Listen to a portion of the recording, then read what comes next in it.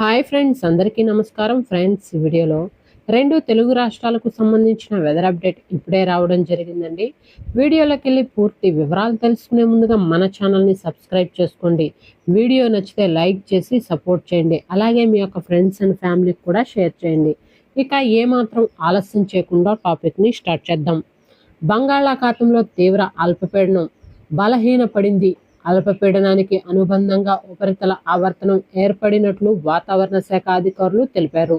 నైరుతి దానిని ఆనుకుని ఉన్న పశ్చిమ మధ్య బంగాళాఖాతంలో అనగా దక్షిణ ఆంధ్రప్రదేశ్, ఉత్తర తమిళనాడు తీర ప్రాంతాల్లో సగటు సముద్ర మట్టానికి 1.5 కిలోమీటర్ల ఎత్తు వరకు విస్తరించి ఉన్న ఎగువ వాయువ్య ఉపరితల ఆవర్తనం ఏర్పడిందని వెల్లడించారు. ఈ అల్పపీడన ప్రభావంతో ఇవాళ నెల్లూరు, ప్రకాశం సహా దక్షిణ కోస్తా జిల్లాల్లో విస్తారంగా వర్షాలు కురుస్తాయని వాతావరణ శాఖ స్పష్టం చేసింది.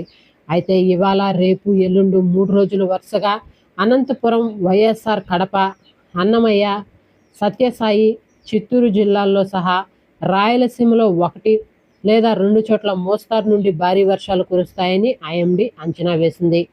అల్పపీడన ప్రభావంతో కోస్తా తీరం వెంబడి గంటకు 65 నుంచి అధికముగా 70 కిలోమీటర్ల వేగంతో బలమైన గాలులు వీచే అవకాశం ఉందని అధికారులు తెలిపారు. రానున్న 2 రోజులు రైతులు అప్రమత్తంగా ఉండాలన్నారు. ఇప్పటికే ప్రధాన పోర్టుల వద్ద 3వ ప్రమాద హెచ్చరిక జారీ చేసి అధికారులు స్పష్టం చేశారు. మత్స్యకారులు వేటకు వెళ్లవద్దని సూచించారు. ప్రతికూల వాతావరణ పరిస్థితుల కారణంగా రానున్న 2 రోజులు ప్రజలు ప్రాముఖ్యంగా అప్రమత్తంగా ఉండాలని ఐఎండీ కోరింది.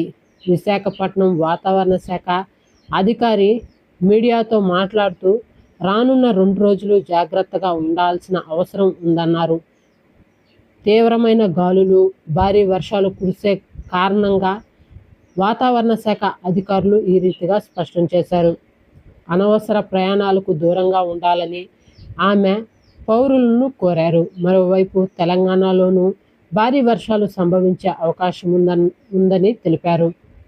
అలాగే తెలంగాణకు సంబంధించి కనుక చూసుకున్నట్లయితే తెలంగాణలో శుక్రవారం, శనివారం, ఆదివారం అనగా నిన్న, ఇవాళ, రేపు తేలికపాటి నుండి మోస్తరు వర్షాలు కురుస్తాయని హైదరాబాద్ వాతావరణ కేంద్రం వెల్లడించింది. రాష్ట్రంలోని పలు చోట్ల చలిగాలులతో పాటు వర్షాలు కురవనున్నాయి. దీని ప్రభావంతో 5 రోజుల పాటు కనిష్ట ఉష్ణోగ్రతలు నమోదవుతాయని వాతావరణ శాఖ తెలిపింది. ఇప్పటికే రాష్ట్రంలోని పలు జిల్లాల్లో కురిసిన వర్షాలకు పలు చోట్ల వరి ధాన్యంతో పాటు ఇతర పంటలు తడిసిపోయాయి. దీంతో రైతులు తీవ్ర ఆవేదన వ్యక్తం చేస్తున్నారు. మరోవైపు హైదరాబాద్లోని పలు ప్రాంతాల్లో తేలికపాటి వర్షం కురిసింది. తూర్పు ఆగ్నేయ దిశ నుండి తెలంగాణ వైపు శీతల గాలులు వీస్తున్నాయని ఐఎండీ పేర్కొంది.